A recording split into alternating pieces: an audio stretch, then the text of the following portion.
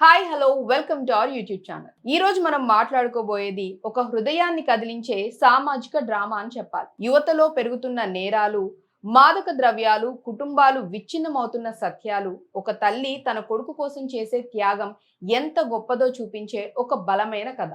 ఈ సినిమా మిమ్మల్ని ఆలోచింపచేస్తుంది, భావోద్వేగాలను కదిలిస్తుంది. మరి ఇంతకీ మీరు రెడీనా? ఈ సినిమాలో ప్రధాన పాత్రల్ని చూసినట్లయితే వింధ్య వేములపల్లి ఒక ప్రముఖ కాలేజీ ప్రిన్సిపల్ మరియు తల్లి. ఆమె ధైర్యం, న్యాయం కోసం నిలబడే తల్లని చెప్పాలి. చైత్ర యువతి, కథలో ముఖ్యమైన భాగం. వికాస్ యువకుడు, మాదక ద్రవ్యాలు మరియు నేరాల వైపు ఎక్కువగా ఆసక్తి ఉన్న పాత్ర.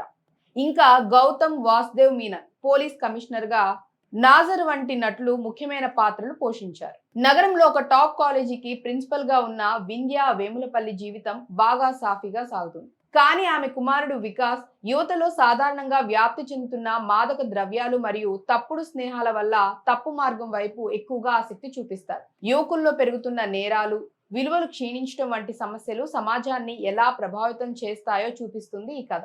వికాస్ మాదక ద్రవ్యాలకు బానిసై ఒక తీవ్రమైన నేరం చేస్తాడు. ఇది కుటుంబాన్ని పూర్తిగా ఇబ్బంది పెడుతుంది. వింధ్య తన కొడుకు చేసిన తప్పును చూసి గుండెలు పగిలిపోతాయని చెప్పాలి. ఒకవైపు తల్లి ప్రేమ, మరోవైపు న్యాయం మధ్య ఆమె బాధపడుతూ ఉంటుంది. ఆమె తన కొడుకును కాపాడుకోవాలని కాకుండా న్యాయం కోసం నిలబడాలని నిర్ణయం తీసుకుంటుంది. ఆమె హైకోర్టును ఆశ్రయించి తనపైనే కేసు పెట్టుకుంటుంది. ఇది సమాజంలో ఎవ్వరు ఊహించని ఒక ధైర్యమైన చర్య అని చెప్పాలి.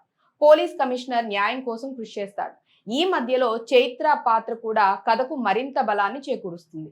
వింధ్య తన కొడుకు నేరాన్ని ఎదుర్కొని న్యాయానికి మద్దతు ఇవ్వడం ద్వారా తీవ్రమైన భావోద్వేగాలను సృష్టిస్తుంది. తల్లి కొడుకు మధ్య జరిగే ఆ భావోద్వేగ పూరిత సన్నివేశాలు, రిడెంప్షన్ మరియు అంగీకారం గురించి చూపించే చివరి 30 నిమిషాలు చాలా బలంగా ఉంటాయి. సమాజంలో మాదక ద్రవ్యాలు, యువ నేరాలు ఎలా కుటుంబాలను నాశనం చేస్తాయో బలంగా చెబుతూ న్యాయం మరియు తల్లి ప్రేమ గురించి ఆలోచింపజేస్తుంది ఈ కథ.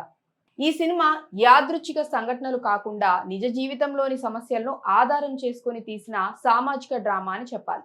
భూమికా చావ్లా భావోద్వేగాలతో నిండిన నటన, యువ నటుల ప్రదర్శనలు చాలా బాగుంటాయి. సినిమా చూస్తే మీరు కూడా ఆలోచనలో పడిపోతారు. మరి ఇంకెందుకు ఆలస్యం, మీరు కూడా ఈ సినిమా చూసేయండి. అండ్ అలాగే ఏ సీన్ మీకు బాగా నచ్చిందో కామెంట్ చేయండి. మా వీడియో నచ్చినట్లయితే మా ఛానల్ని లైక్ చేయండి, షేర్ చేయండి, సబ్స్క్రైబ్ చేసుకోవటం మర్చిపోవద్దు. బాయ్.